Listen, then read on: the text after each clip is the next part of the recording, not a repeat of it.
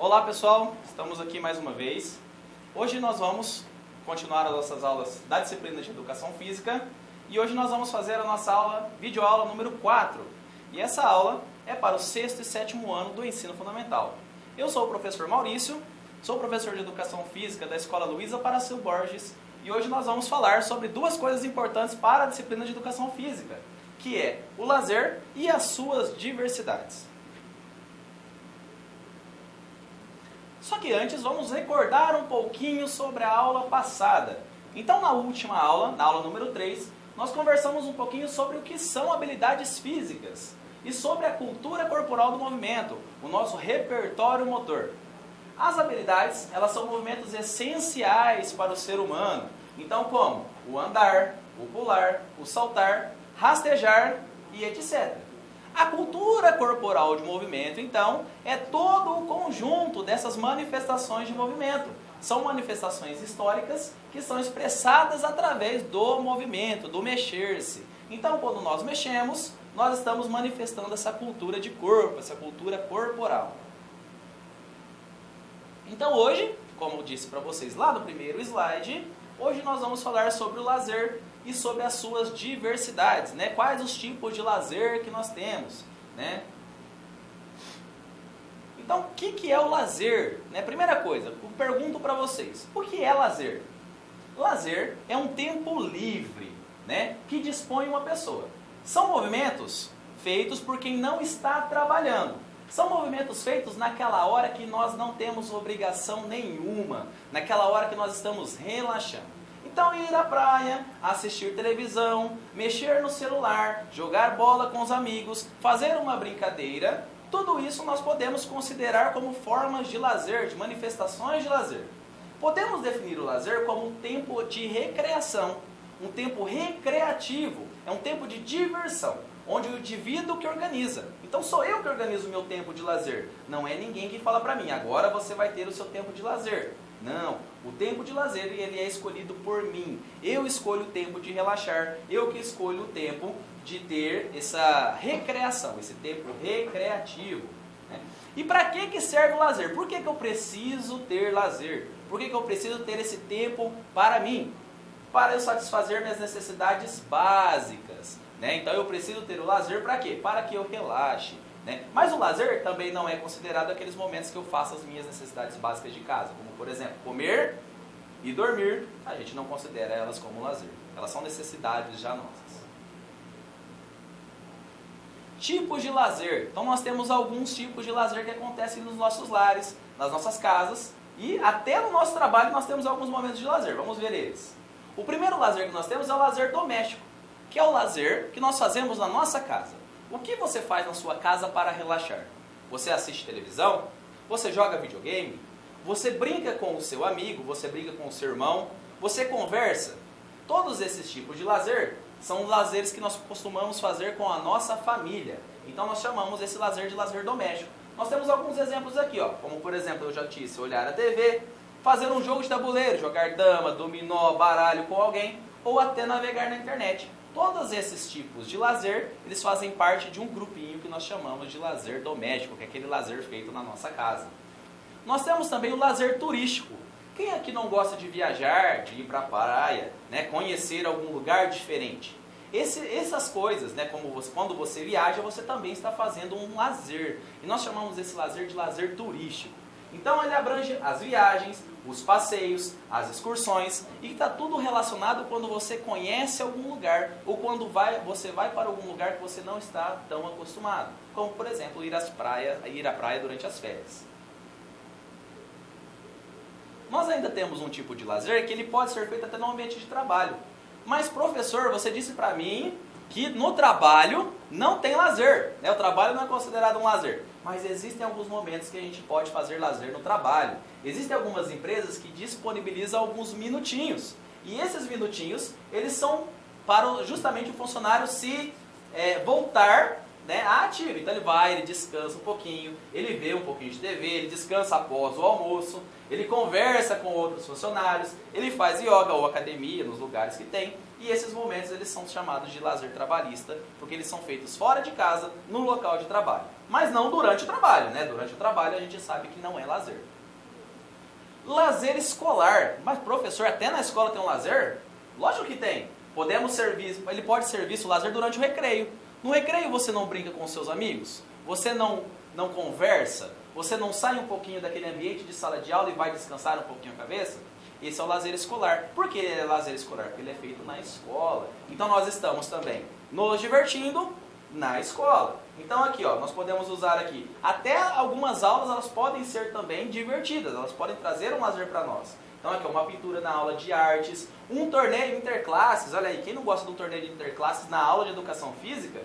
Ou um show de talentos, uma feira de ciências ou um festival esportivo e outras coisas muito mais que a escola proporciona para nós.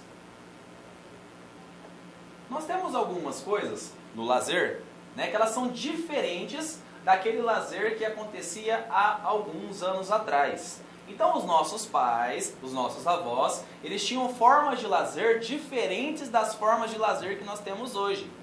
Uma coisa que aconteceu, principalmente na história do nosso país, né, que é o êxodo rural, quando as pessoas começaram a sair do campo para ir morar na cidade, fez com que mudassem também os hábitos de lazer das pessoas. Então antigamente as pessoas elas viviam muito mais tempo no campo. Então elas adquiriam hábitos de lazer relacionados com o campo.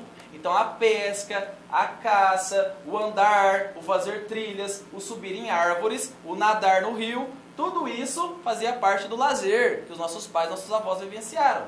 Hoje em dia essas formas de lazer elas diminuíram bastante, já que as pessoas vieram morar na cidade e não acontece esse tipo de lazer com grande frequência nas cidades. Por quê? As cidades hoje não têm tanto espaço, as cidades não têm tanto espaço verde assim, e de acordo com as novas tendências municipais e dos municípios urbanos, então não tem mais espaço para as crianças brincarem, né? Hoje tem muito mais carro nas ruas. Então as formas de lazer elas mudaram. Então ao invés de nós fazermos aquele lazer físico, aquele lazer onde a gente se movimenta, nós passamos a fazer lazeres mais parados. Nós chamamos esse lazer de lazer passivo.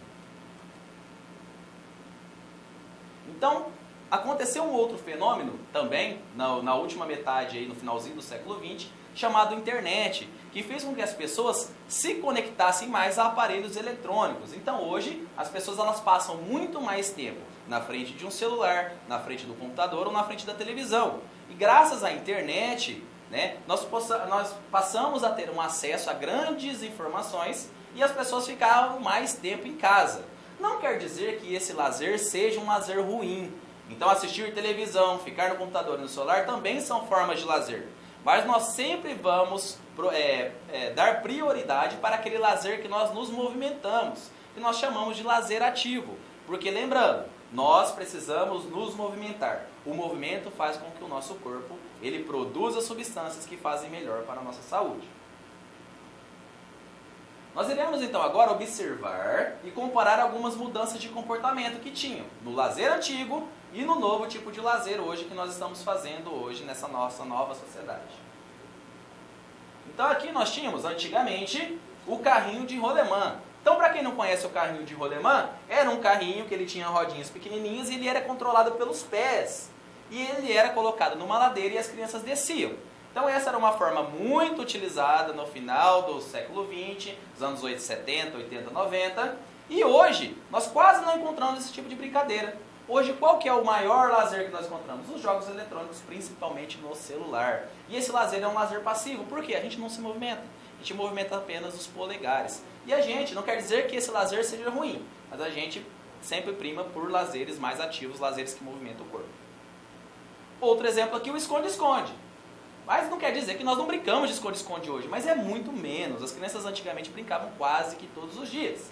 E hoje, nós temos o videogame, né? Que é divertido, também é legal. É uma forma de lazer, porém é um lazer passivo. Nós não movimentamos, não saímos do lugar. Nós temos aqui o pular corda, que era feito muito mais antigamente. E hoje nós temos as séries e filmes. Assistir filmes é muito bom, assistir séries é muito bom, mas nós não podemos utilizar somente esse tipo de lazer. Nós também temos que nos movimentar. Né? Então, ficar o dia todo assistindo filme não é legal para a nossa saúde. Nós precisamos nos movimentar. Pular corda, brincar, correr, andar, saltar, etc. Benefícios do lazer ativo. Então, por que nós temos que movimentar? nós vamos trazer mais benefícios do que o passivo. Então, movimentando é melhor do que estar parado.